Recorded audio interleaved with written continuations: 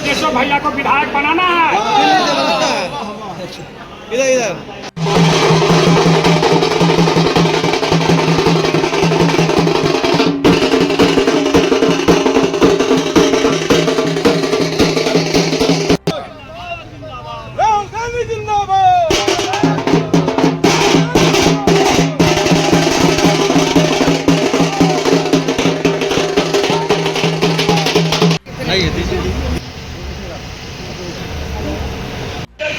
ये मनुस्मृति में विश्वास करना चाहते हैं।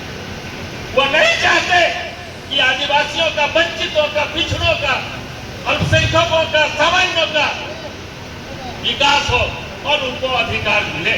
महात्मा गांधी सत्य और अहिंसा के बल पर देश को आजाद करने का काम किया। यहाँ तो बहुत सारे देश के नेता लोग थे जो स्वतंत्रता आंदोलन में भाग लिए। कितने मां बहनों की गोदें सुनी हो गई, कितनों के सिंदूर उड़ गए, कितने हमारे युवक फांसी के तख्ते पर लटक गए और हमारा देश आजाद हुआ, जिसके हमारे कर्णधार थे महात्मा गांधी बाबू। देश की आजादी के 1 वर्ष के बाद ही आरएसएस के लोगों ने, नाथुराम गोड्से ने उनको गोली का शिकार किया। देश को आजाद दिलाने वाला, जहां पर लोग कहा करते हैं कि सूर्य का अस्त नहीं होता था, उस राज्य से अंग्रेजों को भगाने का काम महात्मा गांधी के नेतृत्व में हुआ। लोगों ने, उनकी आरएसएस के लोगों ने उनकी हत्या कर दी और देश के आजाद के बाद देश को चलाने के लिए जो संविधान बना, जिसके मसौदा कमेटी के चेयरमैन थे डॉक्टर भीमराव अम्बेडकर, 17 नवंबर को राज्यसभा के पटल पर गृह मंत्री ने अपमानजनक टिप्पणी की। जितना आप लोग डॉक्टर भीमराव का नाम लेते हैं, उतना नाम यदि भगवान का लेते तो आप लोग फर्क सिखा जाते। ये उनकी मानसिकता है कि बेलगावी में हुई हमारे राष्ट्रीय अध्यक्ष मल्लिकार्जुन खड़गे की अध्यक्षता में। वो स्थान है जहां 100 साल पहले महात्मा गांधी ने स्वतंत्रता आंदोलन के क्रम में कांग्रेस की अध्यक्षता की थी। वो ऐतिहासिक जगह पर हमारे माननीय नेता राहुल जी की गरिमामयी उपस्थिति में 2 महत्वपूर्ण प्रस्ताव पारित किए गए, जहां मैं भी उपस्थित था। एक, संगठन सृजन, 2025 का वर्ष होगा संगठन सृजन का, और दूसरा, जय बापू, जय भीम, जय संविधान। हमारे तमाम कांग्रेस जनों ने, जिला कांग्रेस कमेटी ने, प्रखंड कांग्रेस कमेटी ने सब जगह पर संविधान बचाओ, संविधान बचाओ का कार्यक्रम चलाया। और 1 महीना के बाद 27 जनवरी को मध्य प्रदेश के इंदौर के गांव में, जहां डॉक्टर भीमराव अम्बेडकर का जन्म स्थली है, वहां इसकी समाप्ति हुई। तो राय नहीं है कि सेना ने अपने पराक्रम को दिखाया। देश का हर व्यक्ति, चाहे वो सत्ता से हो, आम नागरिक हो, चाहे विपक्ष के एक नेता, इंक्लूडिंग राहुल गांधी जी और हमारे राष्ट्रीय अध्यक्ष खड़गे जी, सभी ने इसकी सराहना की और हम लोग भाजपा की सरकार के साथ देश के मुद्दे पर साथ में रहे। लेकिन जिस तरह से इस ऑपरेशन के बाद डोनाल्ड ट्रंप का ट्वीट आया और एक सीज फायर की घोषणा की गई, और यह भी बयान बार बार दिया गया डोनाल्ड ट्रंप के द्वारा कि रेड की वजह से ये जो है सीज फायर हुआ है, तो ये बात सही है कि नहीं, उन्होंने सच कहा है, गलत कहा है, इस बात को तो देश को उसका जवाब मिलना ही चाहिए। देश के प्रधानमंत्री को, गृह मंत्री को, रक्षा मंत्री को इस बात का जवाब देना पड़ेगा इस देश को, कि जो बिना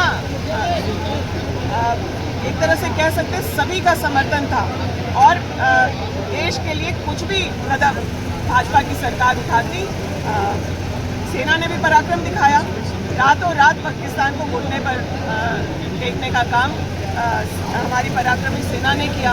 लेकिन उसके बाद ये सीज फायर की जो घोषणा हुई, और ये घोषणा अगर देश के प्रधानमंत्री या हम जो पड़ोसी राज्य हैं किसी परिस्थिति में अगर इस सीज फायर की बात होती तो देश मानता, लेकिन भारत देश का निर्णय अमेरिका के डोनाल्ड ट्रंप लेंगे, ये हमें किसी भी तरह से मंजूर नहीं है। और इस पर हम लोग जवाब चाहते हैं, पार्लियामेंट का स्पेशल सेशन चाहते हैं, और यही बात राहुल गांधी जी भी कह रहे हैं। मैंने अभी अपने भाषण में कहा कि करोड़ों रुपया खर्च करके सोशल मीडिया के माध्यम से, मीडिया के माध्यम से राहुल गांधी जी की बातों को तोड़ मरोड़ कर परोसा जाता है। ये नहीं करना चाहिए, इससे इस देश का अहित हो रहा है। और मुझे पूरा भरोसा है कि आप मीडिया के साथ भी देश के मुद्दे पर सबके साथ शिकायत दर्ज करना चाहिए।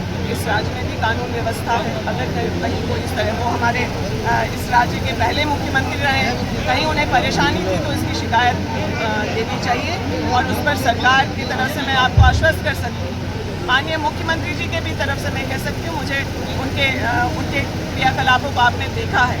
इस राज्य में कोई भी असुरक्षित हो और उस भावना को व्यक्त करता है, उसकी शिकायत थाने तक अगर जाती है तो उसको सुरक्षा देने का काम, संरक्षण देने का काम हम लोगों के महागठबंधन के मुख्यमंत्री करेंगे।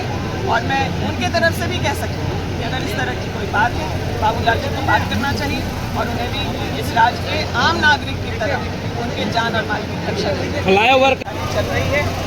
और हर छोटी बड़ी बातों में सरकार के तंत्र का दुरुपयोग हो रहा है, लोगों पर बर्बरतापूर्वक कार्रवाई हो रही है, काले कानून बनाए जा रहे हैं, मुझे लगता है आरक्षण खत्म किया जा रहा है, लोगों के व्यक्तिगत जीवन में इंटरफेयर किया जा रहा है। तो मुझे लगता है आज ही सबसे ज़्यादा संविधान को बचाने की आवश्यकता है।